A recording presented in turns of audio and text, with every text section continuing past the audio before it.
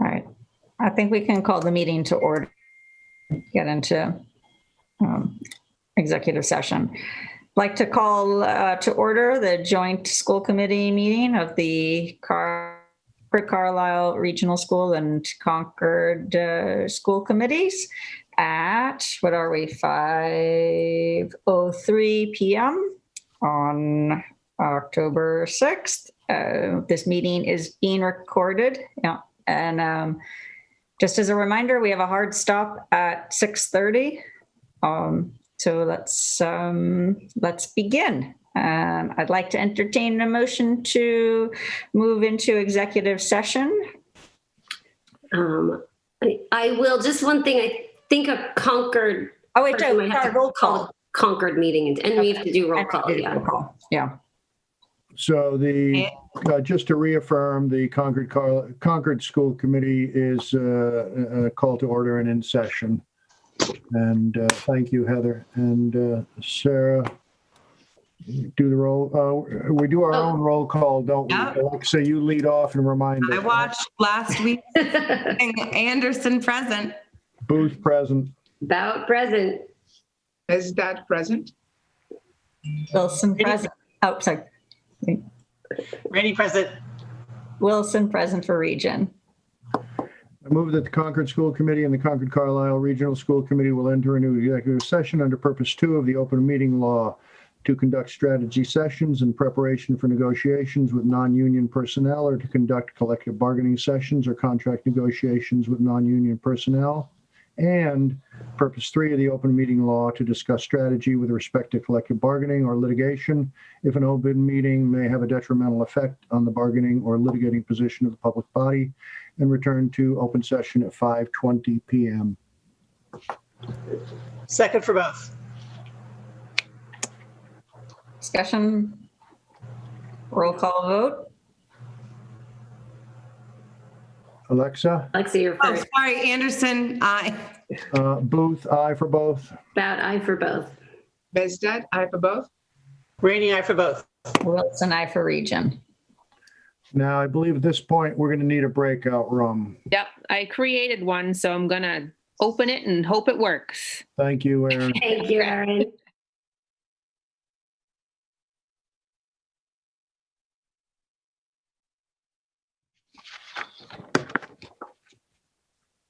Okay. Lori's here. Okay. 5:22. We're returning to open session. And I'd like to begin with public comment. Do we have any participants? Hands raised. If you are here for the first time, you can raise your hand and be called on.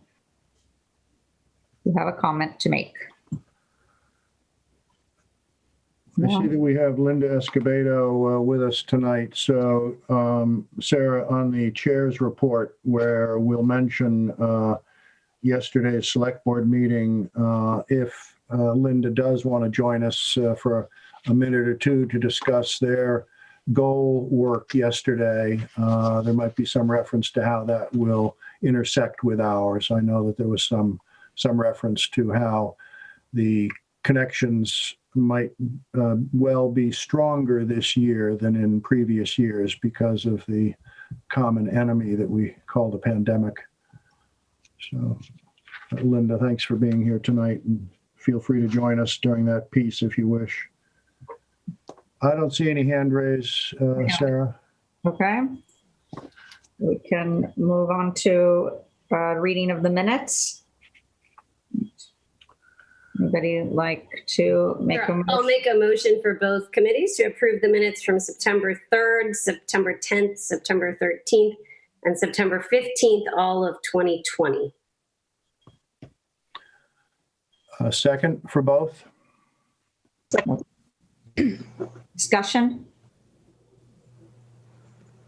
No? Look good to everybody? Just thanks. As Thank always, you, Aaron. comment that it's amazing that Erin has gotten all of these caught up and in. We were meeting at such a pace. It's quite a pace. No, it's daunting. A little daunting. Yes. Okay, can we have a roll call vote? Beginning with Anderson. You're muted. Anderson, I. Booth, aye for both. About aye for both. Mesdat, I for both. Rainey, I for both. Wilson, I for region. Thank you. And chairs and liaisons reports. Linda, would you like to join us now? So just to front load this a little bit, I was able to join the select board for the first 90 minutes yesterday, and a significant portion of the meeting did relate to their goal setting for the year. I know we're catching you a bit by surprise on this, Linda, so my apologies, but I don't know if indeed your goals were finished and formalized, but I know they're well underway, and wonder if you might care to speak to that. And thank you for joining us. Well, thank you for the opportunity. We are involved in a we're not as efficient as you people are, I might comment. We're involved in a multi-week discussion of sort of our value statements that fuel the work of the select board, as well as reviewing goal statements. And you're right, clearly having a strong relationship with the school committee is an important one to the select board, and particularly with the middle school project on the horizon as we go forward. So I'm not sure what else I could add to that at this point, other than we have a new select board member this year. And so that always helps inform a group, I think, with a new perspective on how we look at some of the typical activities that we're involved in. And that's certainly is impacting how we're discussing our goal statements as well. We did approve the annual town meeting calendar yesterday, I'll just mention, and we're now targeting June 13th, which is a Sunday afternoon, for the annual town meeting. All right. And so that should, with public hearings scheduled for the most part in April. And we were careful to avoid the school vacation week so that the superintendent, among others, could have a break, a well-deserved break. And so that no doubt will affect probably the FinCom guidelines that they distribute. Great. And the timing of them. Excellent. Okay. Thank you, Linda. We know that taking on the chair role is not a small commitment, to say the very least. So thank you for taking that on. And we wish you and your colleagues the very best, and we look forward to working with you. Yeah, thank you very much. And I am listening to you, even though I will go off video at this point. Very good. Thank you. Thank you.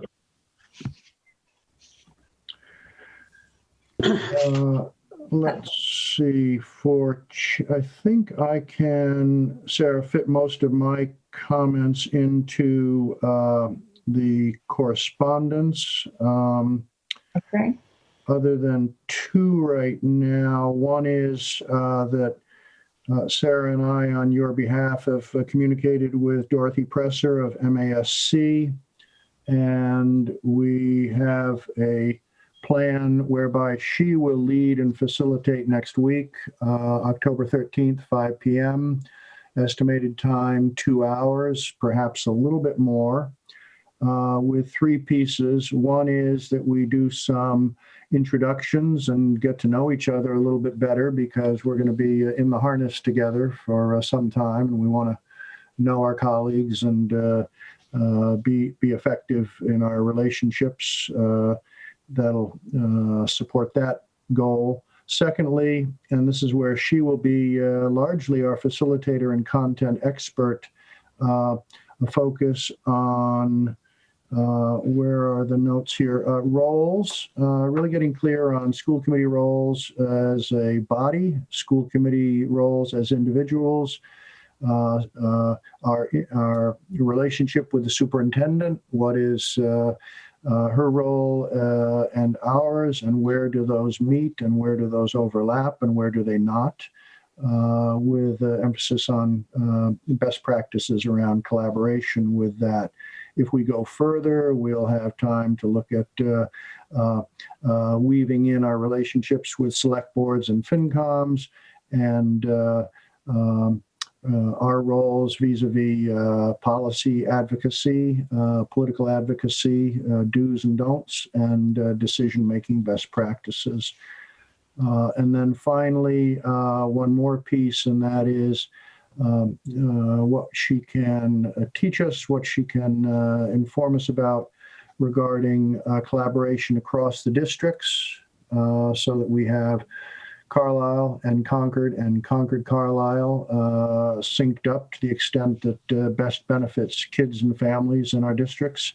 And we also include Metco as a critical partner with which we collaborate as well. So do I have it right, Sarah? Does that kind of capture what we had more on our list, and she asked us to be a little realistic about what we could do well. So we thought with your blessing, that would be a good plan for her to prepare for next week's workshop. Yeah. And she did a nice job kind of weaving in some of our issues sort of under umbrellas of the ones that she's really focusing on. So she's coming very prepared, I think, to lead a meaty but hopefully moved along conversation. Yeah, she'll move along nicely. She knows us as a district also, which will be very helpful. Yes, correct. Secondly, I can report that I went to the monthly meeting of the Concord Organized Against Racism group last night. They're thinking of changing their name. Their school-related work, where they intersect with school-age parents, is largely at the Thoreau School right now, but they believe there's enough interest so that they're going to try to respond to inquiries from parents at Willard and Alcott in the future as well. And if people want links to that organization, we'll be more than happy to provide them. It's an ad hoc group that's quite effective and is in communication with Lori, needless to say. I think the rest of mine, Sarah, can go under correspondence. Correspondence, okay. Are there other reports? So just not really a liaison report, but I think I sent it to somebody. MASC is having their conference in November, and we're all obligated, or they would like us to send a delegate. So the deadline for that is the 16th, and I don't know what the chairs think the process should be for that. So this is on or around November 7, is it not? Correct. Saturday. Okay. And there's also an equity conference before the general meeting at 10:30, which anybody can attend. Is this happening remotely this year? Yes. Virtually? Okay. Yep.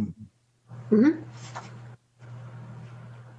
Well, I'll just think out loud here and say that perhaps, Cynthia, we ask everybody expressly to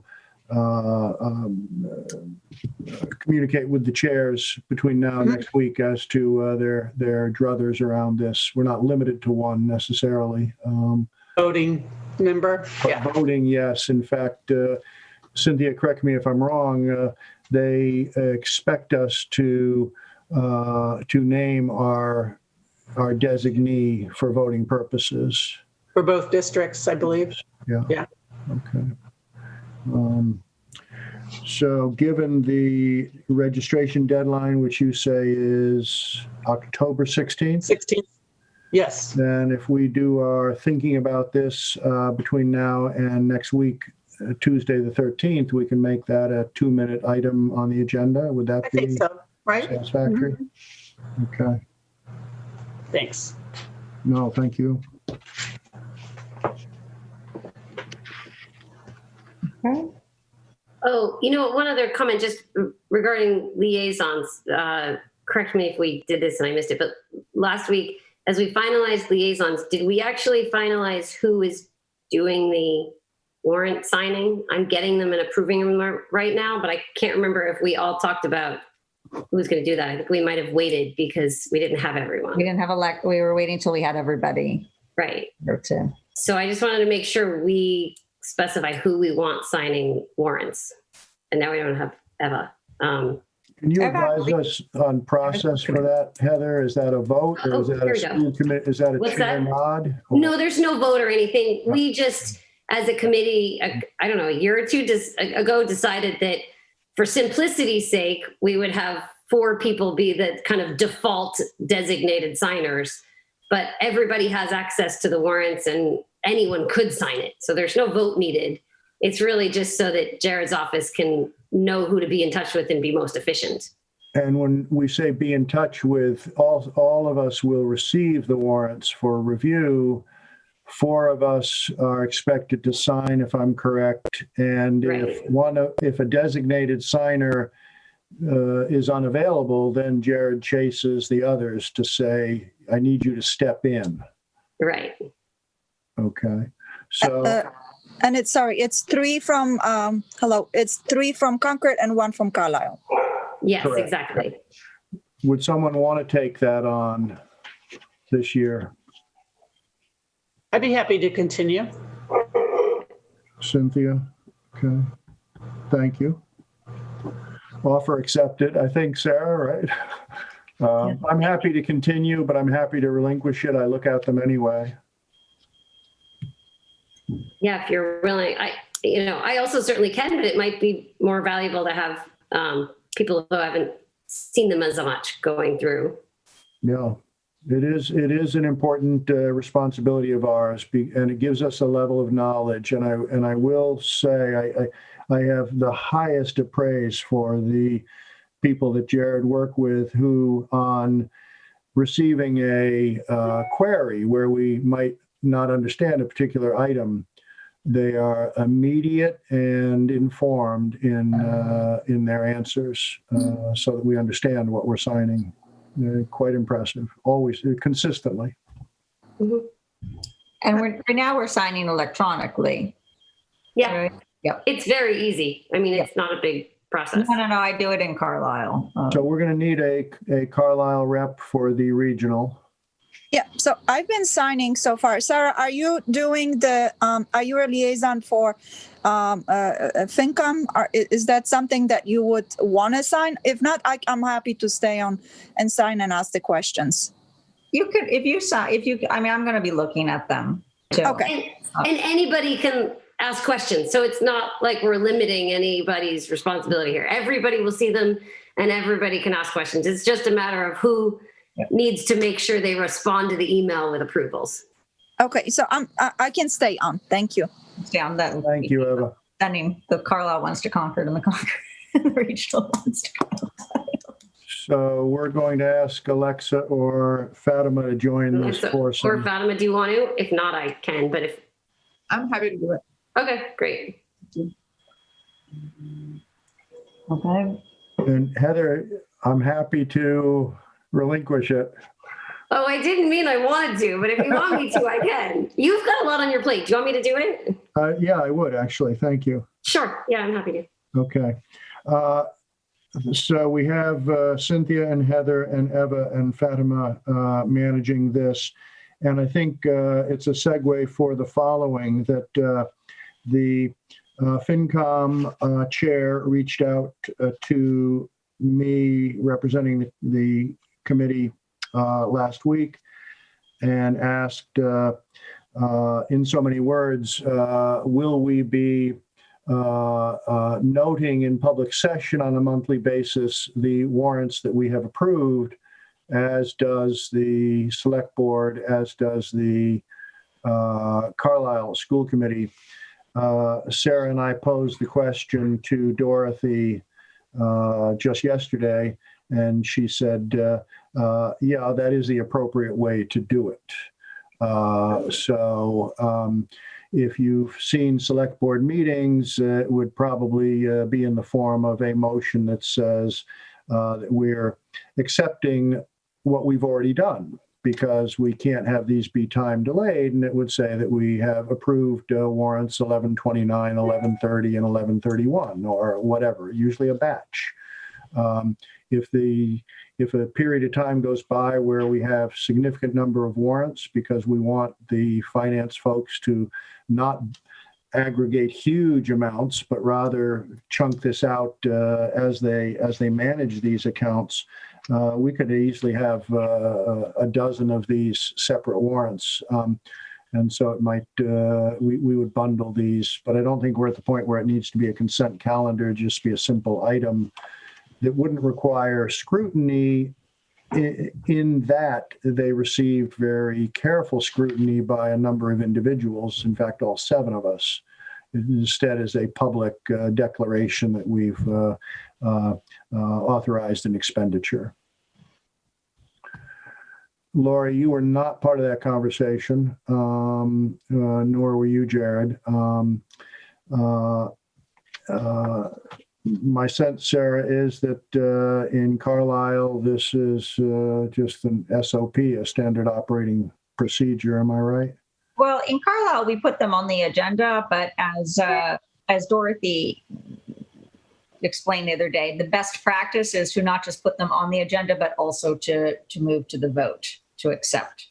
Correct. Yeah. So I will be relaying to the Carlisle School Committee what I have learned about. So basically, we are affirming what already happened, but we're doing it by virtue of a vote on top of multiple signatures. Okay, so it's basically just another action item. It would be listed under action items as, approval of Correct. warrants numbers XYZ. Correct. Okay. Others for me and correspondence, if that's okay, Sarah. We heard from Christine Reynolds, who's on the Concord FinCom Guidelines Committee today, regarding the town meeting date, and in reference to that, and noting that Linda Escobedo said that she was concerned about Lori spending too many evenings out, and Jared as well. Bad news for both of you, because they would like to have the Concord Public Schools hearing on one night and the Concord-Carlisle on another night. That was their request today. So we'll hear more from them, but they gave us that heads up today in the form of an email. Sorry, the 2 different districts on different nights. Was there a reason for that? To be able to have more time and learn more. I mean, I could quote you, but that was effectively it. That was the stated purpose. Yeah. Mm-hmm. So we'll see how that goes. But they gave us that initial idea today in an email. And Sarah and I have heard from Tom Lucy, who reports to Lori in matters of PR about how he can serve the needs of the school committee as well. And we've suggested to him that we'd bring that to a conversation at this committee level, strategic communication discussion, and get back to him in short order. And that's what I've got. I think I'm going to ask that Jared and I meet with you and Sarah to go through some of that correspondence that we just heard for the first time, and then we'll get prepared for the next school committee discussion. Mm-hmm. Yeah.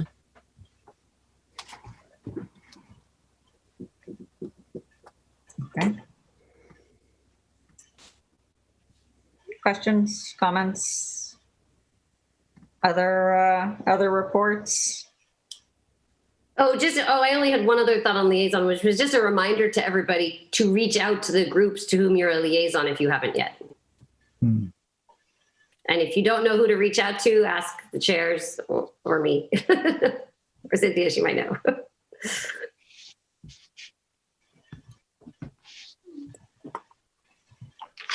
Okay.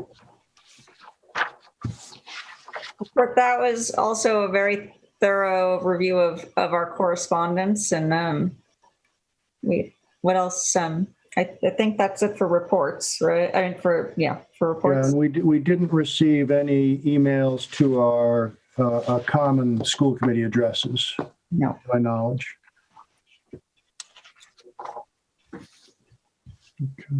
Okay. So should we move on to Lori's superintendent goals conversation?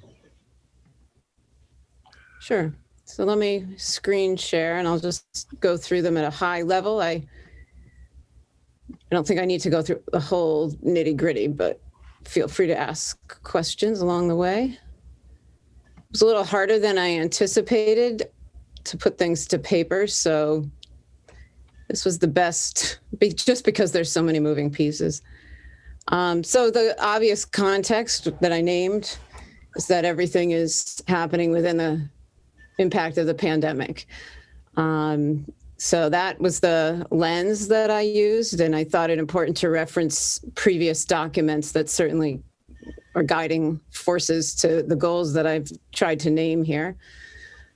I'm going to go in reverse order of the way they're listed. The reopening plan and all of the subsequent updates, which you're certainly all apprised of, the strategic plan as we reviewed last time we met.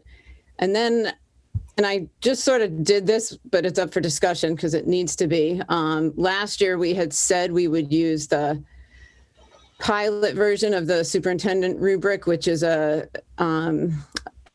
it highlights a number of the indicators rather than putting all 33 or whatever indicators and elements that are out there. The starting point is more focused.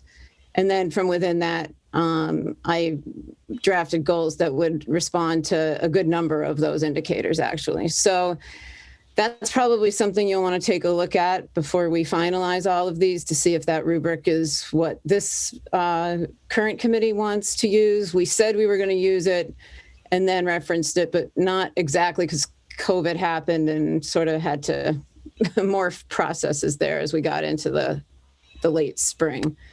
So I guess that's up for discussion, but I did use it to craft this just so that I had a starting point. For student learning goals, and these are very different than goals that I've written in the past. They're much broader. They're not SMART goals. I'll name that right up front. I really I played with that for quite a while. And just because of the nature of how broad I felt they needed to be, it was very hard to get to a place where you were going to be able to actually measure and quantify. That does not mean they are not evidence-based goals. They certainly will be, and I will be providing that evidence to you throughout the year, both through my reports and then in the formal updates, both in January and June. So I'm not going to read this to you, but just highlight that the way I structured this in my head was the first goal really is about the environments, the learning environments with all the various models we have in place, and the fluidity of it all, the technology, the role of parents, and then support to teachers. And so that's what I've tried to outline below, are really a fraction probably of what we'll actually do, but that was my starting point at this point in the year. The second goal really was focused on students. And so I really tried to hone in on engagement because that's such a critical piece, especially in the remote environments, curriculum and where we're going to be with coverage and standards and such. And then academic growth, which really is making sure kids are making progress. And so that I'm suggesting I would do through attendance, which has very many variables to it. That's a whole discussion in and of itself, given all the different models. The screeners, which we're about to implement, and the services that would attach to those, special education being a major focus area with the different environments that we have kids in. and then really tracking curriculum coverage, both coming into the year and then exiting. And obviously, I don't do any of these by myself. These are all in conjunction with the leaders, either at the central office, the building level, the department level, and very inclusive in many instances of the work of the teaching staff. Lori, Sure. what do you mean by tracking curriculum coverage? Like what material the curriculum covers, literally? Yeah, so we have curriculum maps for every major content area in every grade. And that is where we outline what we intend to cover, and it aligns with the Massachusetts curriculum frameworks. Okay. Obviously, last year, from March on, those got reworked so that they aligned with the priority standards the state released. This year, we're back looking at the original maps, looking at last year's closing work as we had the spring, and now projecting forward. And those are going to just need ongoing attention throughout the year as we see the difference in pace and the difference in how we're reaching kids. But it literally is tracking, documenting through the curriculum mapping process that Kristen oversees. So we're sure we know what we're covering. And if there are things we don't, we are sure to know that too. Great question. Thank you. Please always stop me if I talk jargony or things you haven't been exposed to yet. Let's make sure. Lori, we're in that section, Sure. and I know we're tight for time, but just a little more on screeners. I know we have adopted some new screeners of late, but you say there's more that are about to be implemented. Is that correct? This is the group that we've just adopted. We had purposely decided to wait until the early part of October so that the kids were settled in before they took the screeners. So we're screening reading and math through the STARS 360 tool in all the way up through. We're now on one tool consistently across elementary, middle, and ninth grade. So we're excited for that common data that'll let us both get a sense of formative progress where kids are right now, but also it'll help us measure year to year very fluidly because it'll all be within the same tool set. And are we pretty self-reliant on that now, having worked with the vendors and? Yep. So, and the teachers just are coming through trainings that happened at last Wednesday's grade level meetings, and we're pretty much ready to get rolling.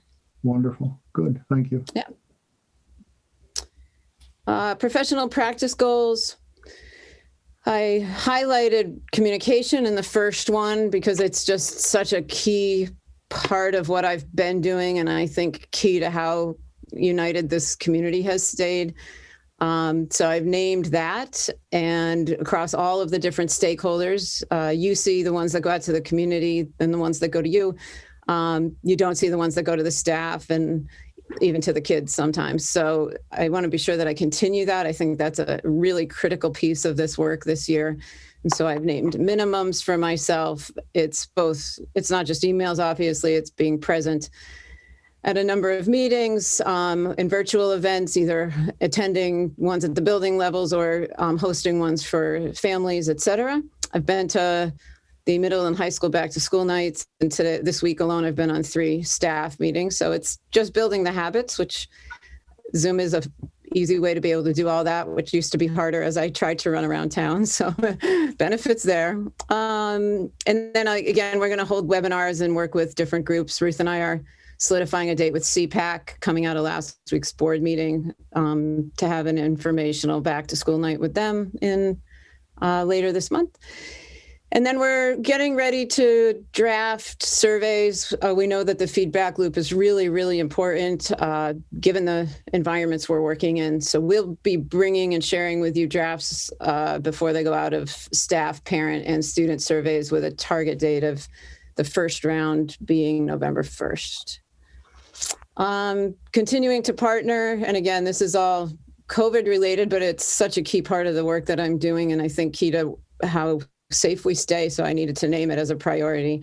Working with the local and state health officials, especially the local ones, monitoring the virus rates with their collaboration and cooperation, and then addressing the needs of students, families, and staff. That's a fairly ongoing. Questions come up constantly of various situations and various input that we need. And I've been working really, really tightly with our nurse leader, Lisa Koski, as well as the principals, and it's a pretty big piece of the job right now.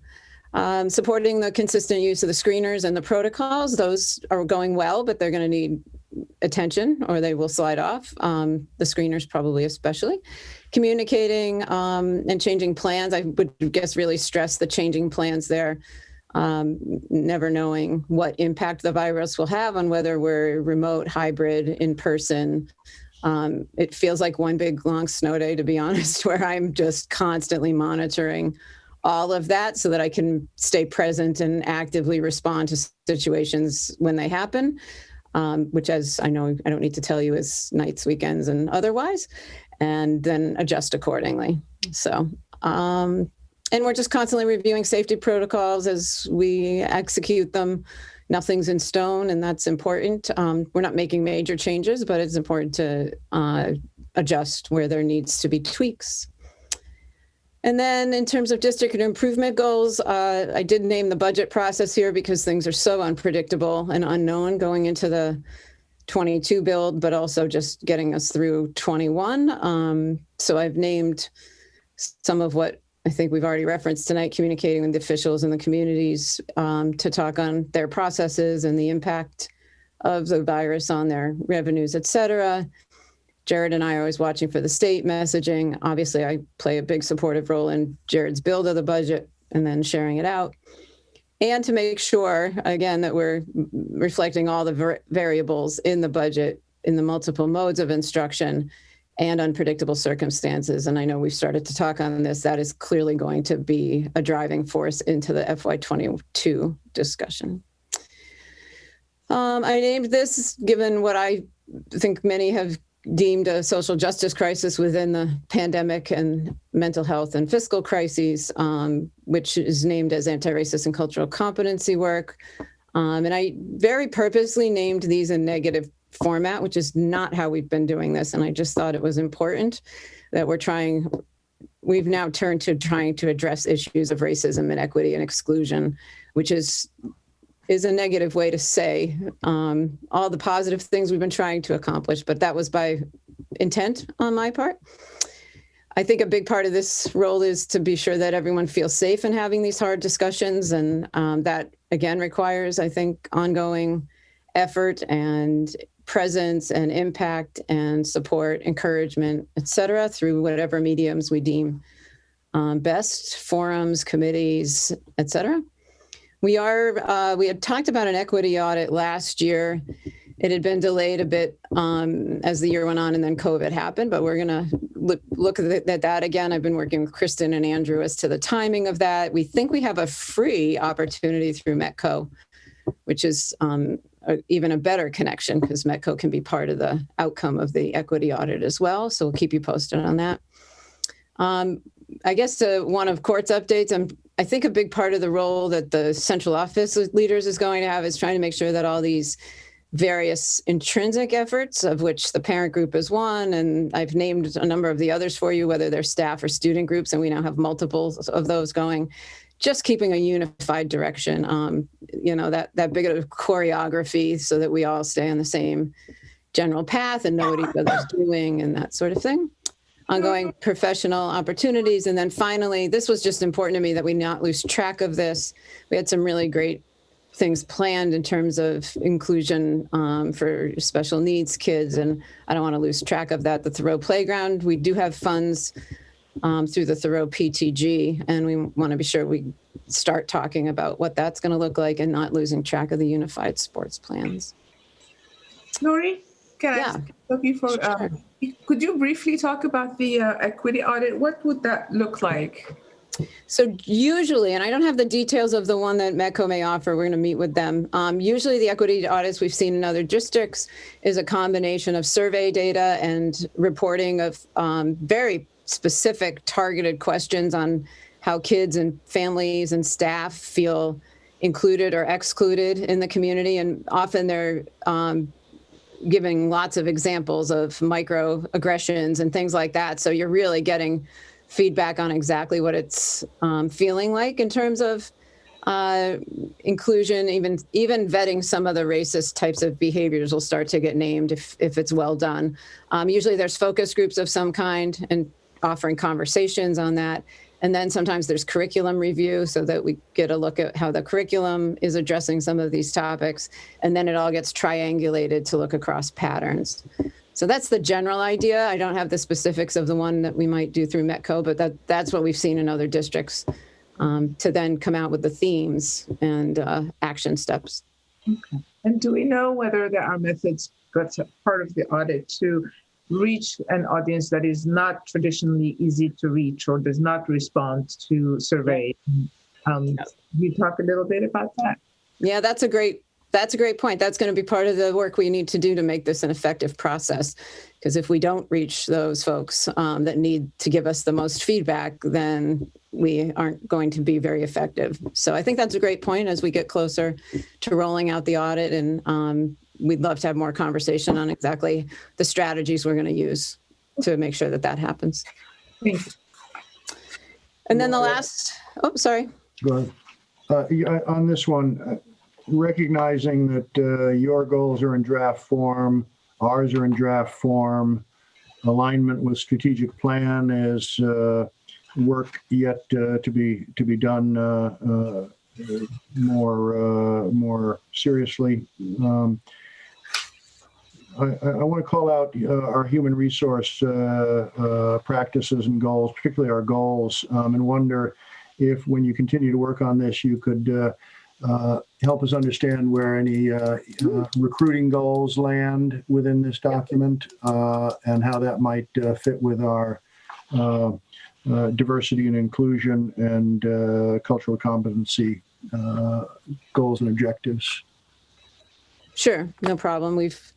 We're always focused on that, so that we can certainly name that here. No problem. And then last would just be highlighting the hope that the middle school work begins again. We're obviously at a very early stage of discussing getting this back on track. So reconvening the building committee, which is obviously through the chairs and the select board, the chairs of the building committee, revisiting the initial design and recommendations. We know we have work to do there. We left off at a place where there's cost and square footage discussions very much still to be had. And then coordinating with the leadership, town leadership, as to timing and process for funding. So that's what I documented. There's more, but I think this helps to anchor the priorities and keep me focused on what those priorities are, and work on reporting out to you progress as we go through the year. Lori, if I could share just a general comment. At first glance, this really appeared to focus on mitigating risks. And so I asked myself, well, that's well and good, but did our other objectives around child development and academic progress get lost in the mitigate perspective? And I want to thank you and say, no, it didn't get lost. No. When you read it, it didn't get lost. It's right. You have framed it around the conditions that we are living through. But I don't see the critical elements being lost. Good, that was the goal, yeah. The environment has changed, and you don't want us to forget that. Yeah, so we can't forget it. It's present with us every day. It just is. So yeah, I'm glad that's how it read, because that was how I was trying to document things.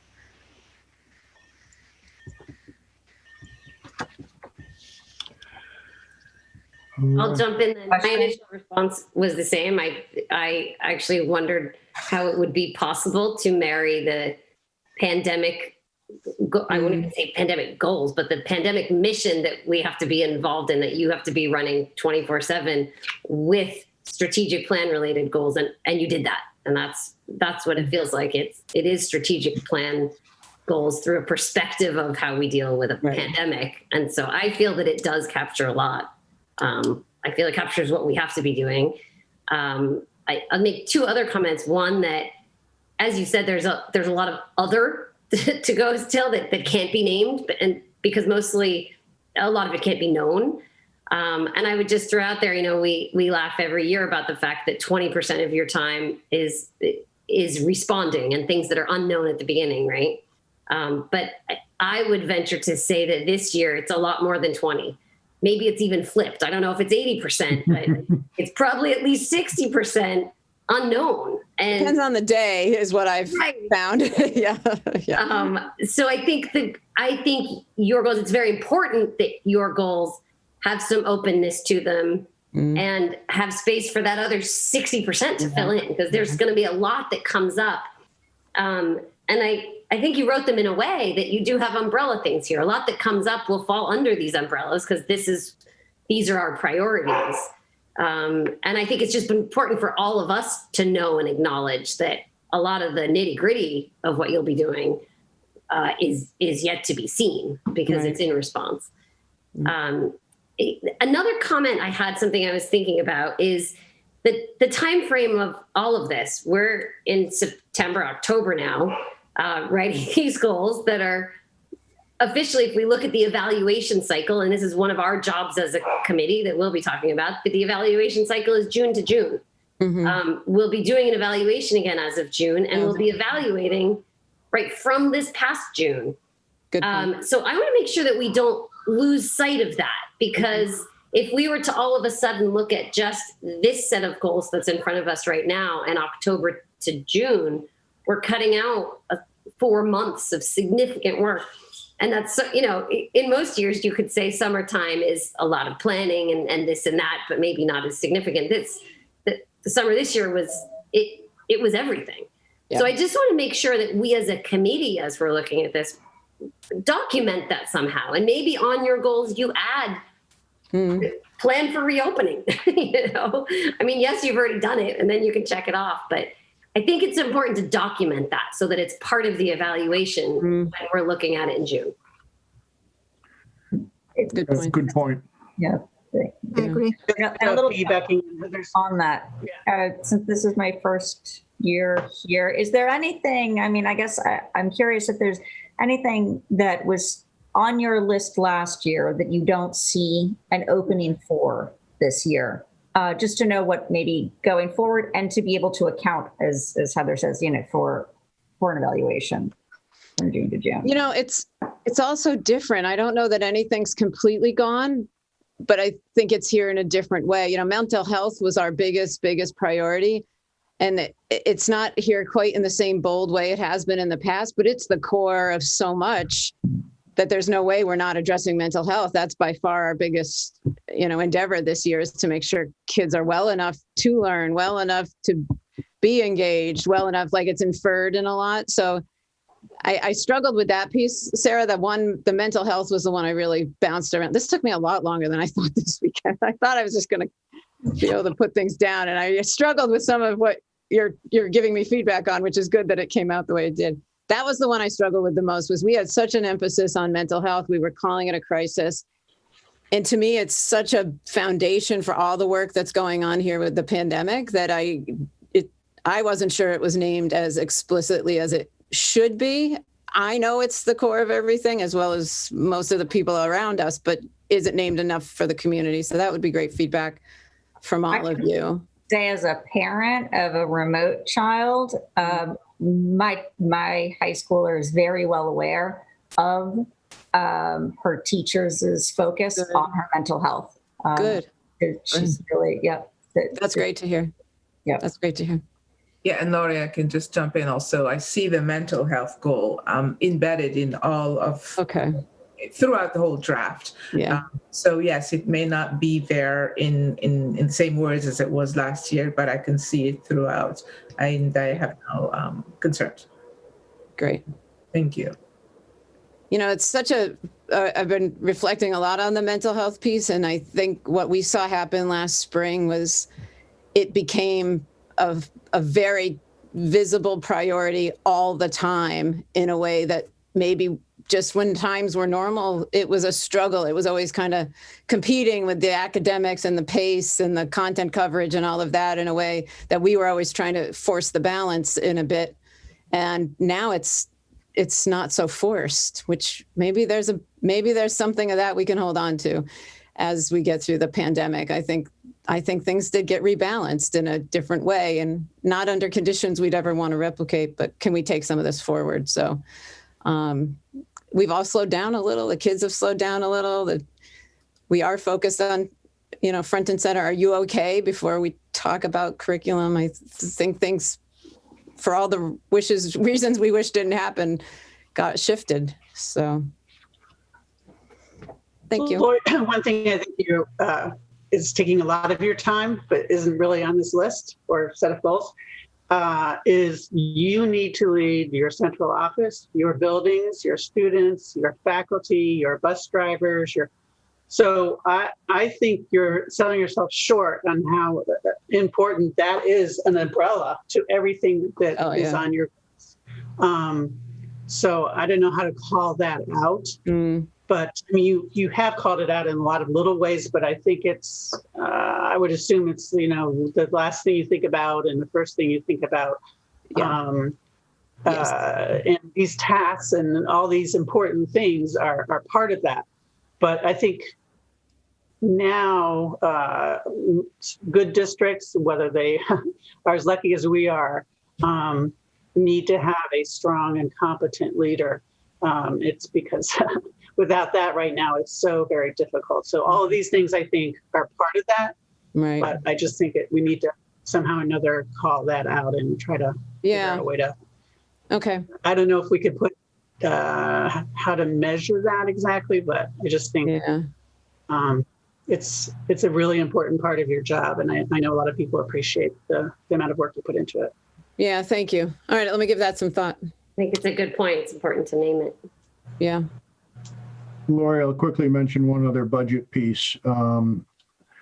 With the assumption that you and Jared and your principals are way ahead of us.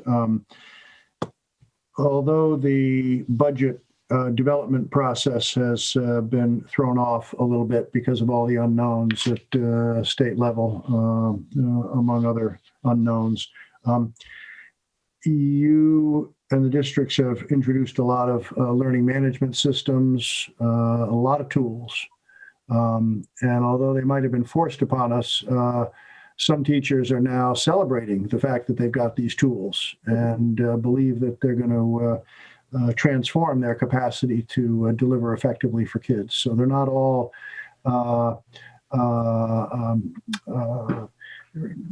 accepted with hesitation. Some of them are now being embraced and used so very effectively. So I hope that in this interim period, this very brief pause in budget development, the question is front and center: which ones of these are going to stay? Which investments are ones that we should commit to, and how does that in fact drive change elsewhere in our delivery process? Because I know that we moved into some of these relationships in crisis mode, but as we come out, I think we're going to be in a position to be rather selective about which ones remain and which ones go. Am I correct? Absolutely. In fact, we talked about it briefly this morning at our leadership meeting. So absolutely. I don't think we know which ones they are yet. It's right. So early. I know. Yeah. But yeah, clearly we've set up a model that really, in its extreme technical way, is set up to be a fully remote model if we need it. And then there'll be some ability to pull back from that as we get close, when we get closer to more of a normal mode. And yeah, some tools we will want to keep and others we will not need to keep. And there's going to be hard decisions there because we're going to have more than we need. And there's going to be favorites that not everybody agrees on which one is the favorite. So we started that conversation today, just even in preparation for how we're going to build FY22 and the structures we're going to use in the budget. We have some, Jared will smile, because some of how we did this summer didn't quite work out as planned in terms of tracking software. And we're going to start again going into 22. So we'll give you more as we go. Good. Different approach. Thank you for being so proactive on that. This was forced on us, but we can look at some of this as an opportunity. Absolutely. I actually feel like as a district on the whole, and we'll get to some of this when we get to the reviews and this data and there's more and more a feeling of it being an opportunity as we've settled into routines. And I'm actually having teachers say that to me, which says a lot that we're to that place where they can even begin to think this has some positive pieces to it. But it's coming. It's coming. Yeah, good. And I did appreciate that your goals did include capture what's working and some tracking and reporting back and reflecting on what's working and what do we keep and move on. So I appreciate that that's incorporated already. Okay. Sarah, I know we've got about 15 minutes. I think the question might be, will our discussion of school committee policies require some time, or indeed have members looked at these such that they do not have questions? Lori, I think you and I can report that we did bring these to the committee in February, but the process got interrupted. So we're reintroducing them tabula rasa, so to speak, as if we'd never looked at them as a full committee. But we want you to know that these 1, 2, 3, 4, 5, 6, 7, 8 policies were reviewed by the policy subcommittee. That was Dave Modell, Yuval Ehrlich, and myself, as well as Dorothy and Lori. Jared has been occasionally part of that process examination. And these are all brought forward to reaffirm and redate, and there were no changes except at most references, I believe, legal references. Is that your recollection, Lori? I did go through them, so I could recall because it's been a long time. There's a couple of changes that are a little more substantial. One would be that school councils would meet 6 times instead of monthly. Oh, yes. Okay. And we did not have a security camera policy, so that's an addition. That's MASC's recommended policy there. And the pregnant student ones is a pretty significant replacement with MASC's current policy, which is what you have in the packet. Our former policy was, as I read it again today, horrifically outdated and pretty much said pregnant kids go home until they're not pregnant. And obviously you can see there it's just about as opposite as it could be. Other things were more what court suggested, which was just updating references, a little bit of language tweaking. Normally when we bring the first read, just because so many of you haven't done this with us yet, when we bring the first reading, we go through each policy and talk about what the policy subcommittee discussed. And then you get to process that and ask questions in between meetings if you need to. And then the second time is to vote. What we realized is that this was on a late February agenda for the first reading. We had those conversations, and then it just slipped right through the cracks after we closed. So now we're going to go back and do the first reading with you. So many of you weren't here. So that's where we are, but a little bit of a mixed process here, unfortunately. Thank you. So I stand corrected. Thank you, Lori, for no problem correcting me. I'm going to move that we postpone this until October 29th so that we can do it properly. Yeah, I think that's right. Sounds good. I want you to consider that a motion. Is there a second? A second. Oh, Discussion? Roll call vote? You're muted, Alexa. Here. Anderson, aye. Booth, aye for both. That aye for both. Fatima, you're muted too. Best that aye for both. Mustafi for region. Reading after both? Wilson for region. Aye. So moved. Okay. And that brings us to the school committee goals. I hope everybody sent around a little bit about what the school committee does and roles and expectations and whatnot. And I mean, I've sort of looked back at a couple of years ago's goals of how things have been organized, how things have been framed. And sort of ended as sort of where there was kind of a focus on the big overarching thing and then key actions and progress. And if you want, I came up with 1, 2, 3, 4, 5, 6, 7 sort of overarching headlines that could be a good starting point. If that's okay, can I screen share? Just by way of process, Sarah, given our time, are you suggesting that we look at them in public session and then digest and come back? I'm suggesting that we look at them in public session and that we sort of talk about if this is how we want to approach it, and maybe take a stab at the first one just to kind of get the ball rolling in terms of what we would think of the key actions and progress, and then have time to digest, because I don't think that we're going to really be able to achieve much more than that. Do we have a real hard stop at 6:30? Close.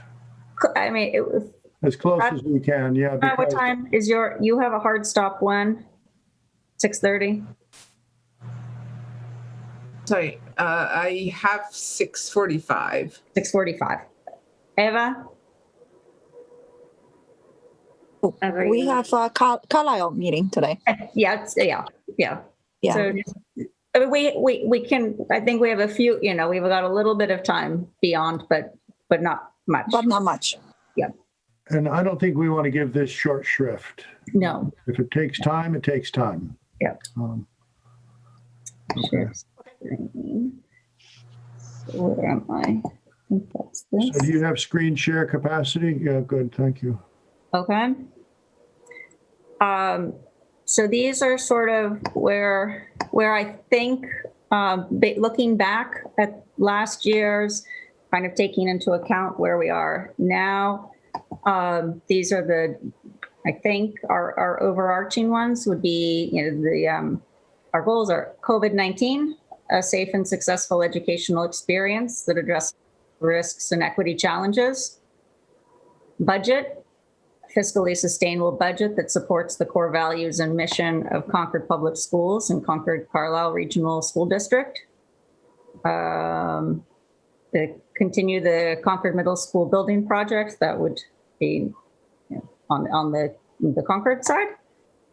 Policies, conduct policy review, revise policies and policy manual as appropriate.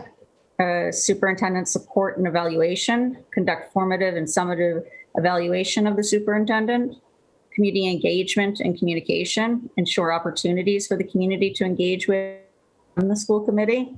And cultural competency, provide leadership to achieve district cultural competency goals and objectives. Initial thoughts on this list? I'll jump in quickly. Thank you for highlighting them. I think this is the format of goals that we need, definitely. Certainly, we can add more details.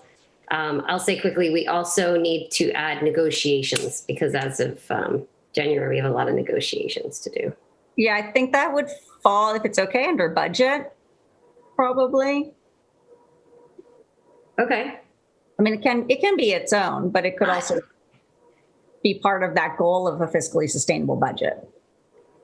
True. I think it's worth calling it out because it's something so major that we do, and it will be a large task that we have to undertake. Even in terms of, like we talked about with Lori, documenting what we're doing, putting it out there and naming it, because it is a big task. Yep. Okay. Put down gardening. Okay.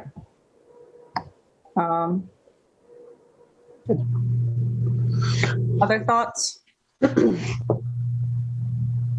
I really like I really like may I? Sorry. I really like the COVID-19, a safe and successful education experience that addresses health risks and equity challenges, because it's general enough, and it's a really good umbrella for all of our kids. Thank you, Sarah. It's as Eva said, it's a good, pretty wide umbrella, and thank you for taking time and being so thoughtful to be so comprehensive.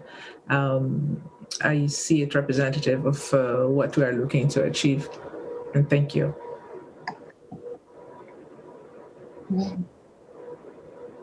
If we want to just sort of frame how we're going to do our thoughts on the key action in progress, we can start to think about what are the key actions in progress of the COVID-19 umbrella.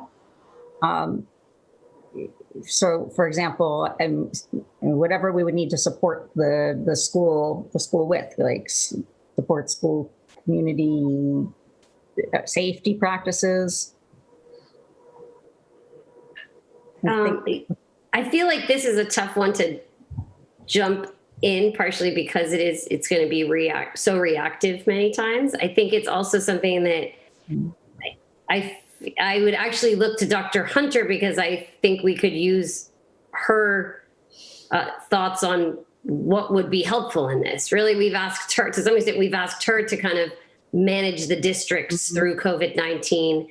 And I feel like our role is to then support her efforts in whatever way we can, whether it's budget, whether it's communication, whether it's other things.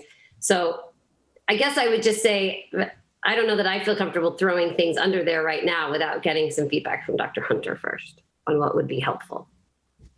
In a certain way, my thinking reflects yours, Heather, because my sense is that educational experience is something that we lead in quite an indirect way through our fiscal and policy domains. So my thinking was that we are largely in a support role here, not unimportant, but still a support role, supporting safety practices, knowing and supporting the approaches that are in play right now, supporting the fiscal management objectives that Jared and Lori and others carry out, and last, certainly not least, have a great deal of attention to equity and new threats to equity goals with the COVID-19 environment. And I personally, honestly, would like to look at these and then look at Lori's goals, her draft goals, obviously, and think about this a little more. Yeah. Sarah, can you send this document out to us? Yeah. I like writing on things. Yeah.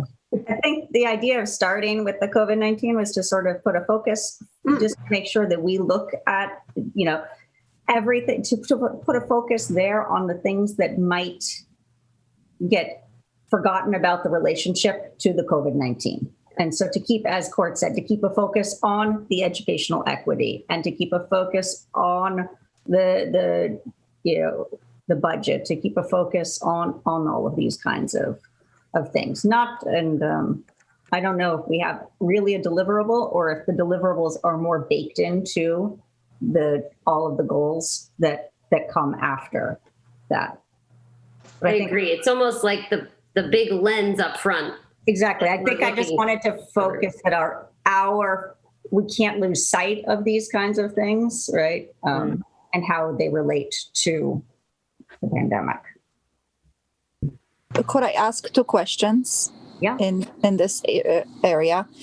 One question: would the monitoring progress and the action items, would they differ for elementary, middle school versus the region? The high school is kind of like a beast in itself. It's a completely different.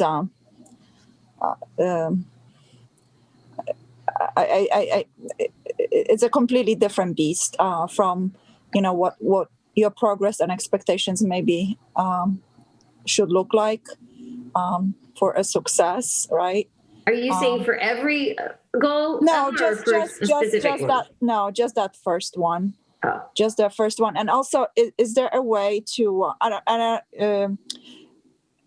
I understand. There's only so much room for there's so much work that this year requires of administration, teachers, everyone on a school committee.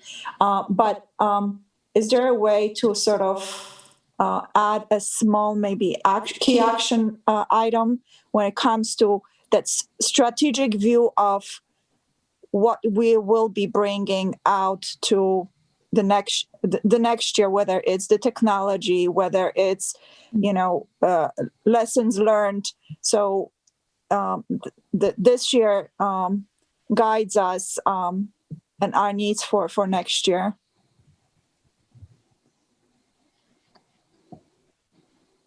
So as its own, you're saying sort of as educational. Yeah, sorry. As a goal, as an additional goal to consider would be to try to parse out what are the lessons learned. Is that? Or maybe just a key action, very not a huge one. It's important, but not to overwhelm everyone. But we've talked before about, a lens. I don't know if it would be like a lens of looking into the future, where the needs lies of our students, what's coming down the pike, how to support, what's working, what's not working, and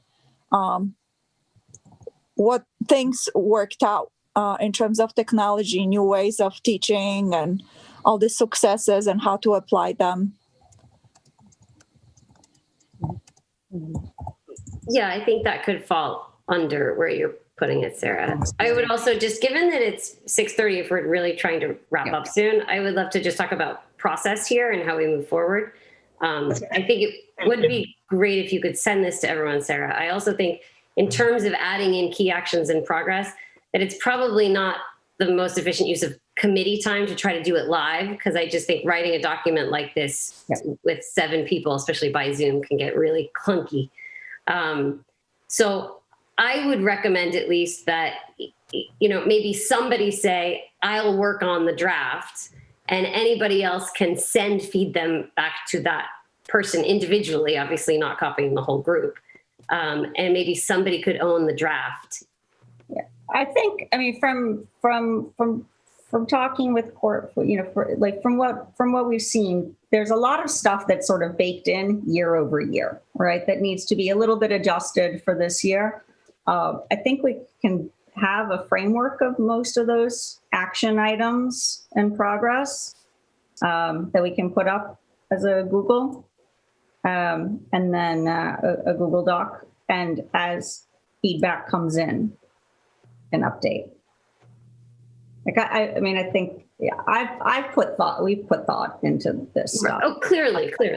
No, but also of action items and progress, right? But I also want to hear from other people, and I don't want to put words in anybody's mouth, and and see if there are things that are very important. If there are things, I can put up the these key action items in progress as they seem to be, I think that'd be great. I'm just trying to figure out how to navigate the direction of this. I think in general, we're not going to take offense if you give us a draft to look at, and we're not going to think you're trying to take over. I think it's helpful to have something to look at. And I'm not saying that it needed to be more than this. This is perfect to get us going. I think just in terms of next steps, it would be great if somebody could own putting in at least a draft of the key actions in progress. And I would recommend that whoever is owning that coordinate with Dr. Hunter, because it's important that we're doing things in the way that are supportive. And I would particularly point out the last one, the cultural competency, is something that's obviously very important to all of us, but it's also something where I think a lot of the actual action items live in Lori's world, not in ours. And so that's another one where I think we have to figure out what our role actually is, and it may be more of a support role. But that's the kind of thing that I just think we need to be very synced up with our superintendent on, so that we're all on the same page of who's doing what. I was afraid, what is the process? Because we're running out of time. Right, that's what I'm looking for. Or, I would recommend somebody own a draft, and Sarah, if you already have thoughts and you want to do it, And Court, I know, and Court, Court and I will talk about what to put forward and who's, yep. I think in 3 weeks' time, when we meet again, we can have these major headings. Number one, have some key actions in progress to suggest to you. Number three, that it would reflect the comments and opinions that come in from individual members to us. We can't debate it offline, but we can certainly hear from you offline as to a suggestion. Another thing you can do, you could actually send out a draft to all of us, and each of us can individually give that draft owner thoughts and feedback. So we can certainly in addition do to that. just collecting, here's what I think should be in it. I think especially if we're not going to talk about it for another 3 weeks, we probably need to see a draft, each respond with feedback, and then have the next draft out to us ahead of the next meeting so that we're ready to really discuss it and finalize it then. We can do all that. And note again that Sarah was quite deliberate in not taking us that far that fast tonight. Completely understand. Yeah. No, this isn't not a criticism, only thinking through what No, needs. I think you said it well. I think that's exactly what we'll do, Sarah, if that's okay with you. Good. Yep. Okay. Good.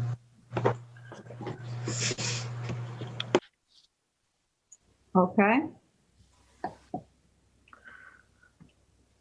Any more closing thoughts on this? I just wanted to add, thank you, Dr. Hunter, for coming up with your goals, as that will be very helpful to guiding at least myself in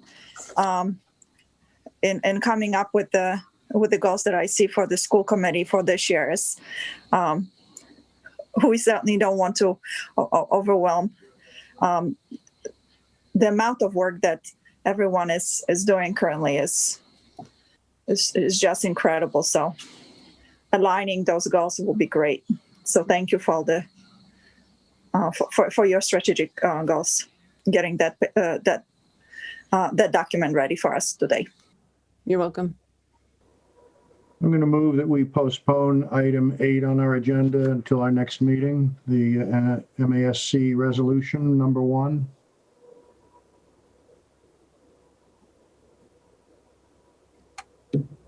Oh, MASC resolution?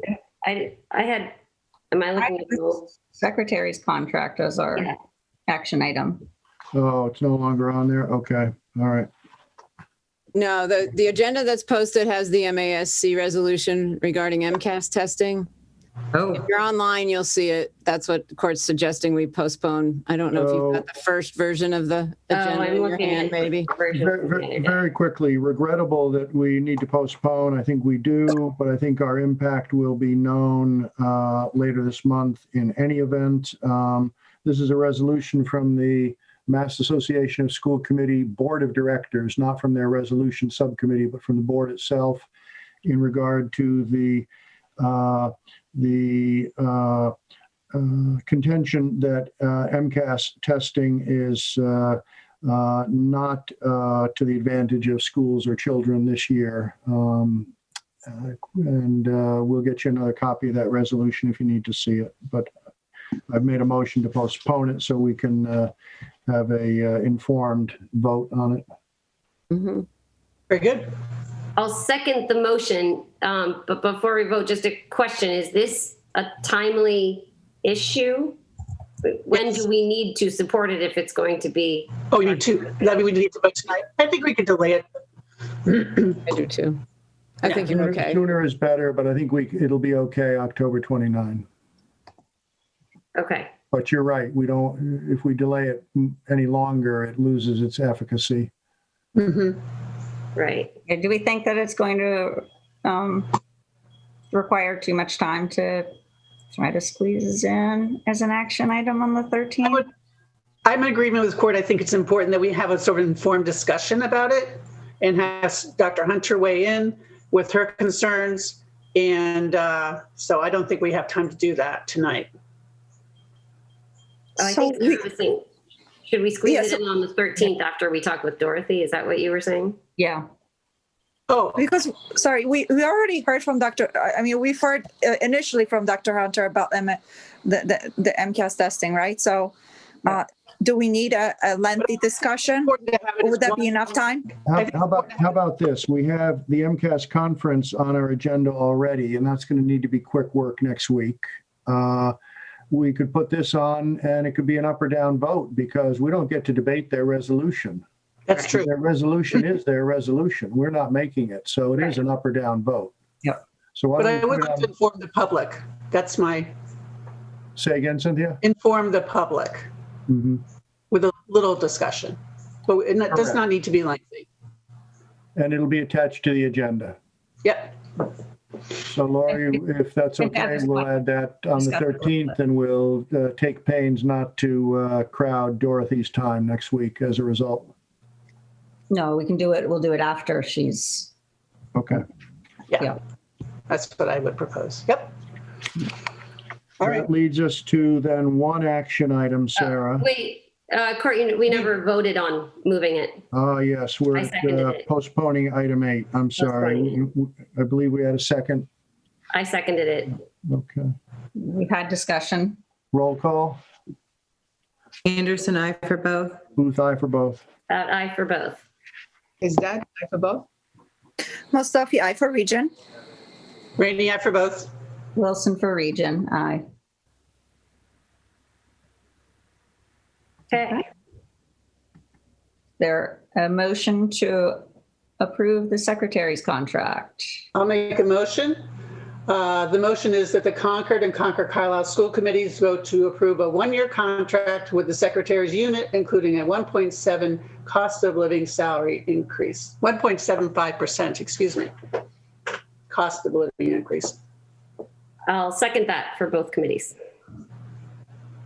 Discussion? And I'll note our appreciation to the secretarial crew that does so much to support the operations and thank our negotiators. Okay. So with that, I think we're ready for a vote. Roll call vote. Anderson, I for both. Booth, aye both. Aye for both. Is that for both? Mustafi, I for region. Rainey, I for both. Wilson, aye for region. Okay. And with that, I move to adjourn for both. Second for both. And roll call vote. for both. Booth, aye for both. Aye for both. Is that for both? Mustafi, I for region. Thank you for hard work. Rainey, I for both. Wilson, aye for region. Thank you. Thank you, everyone. Thanks. Bye.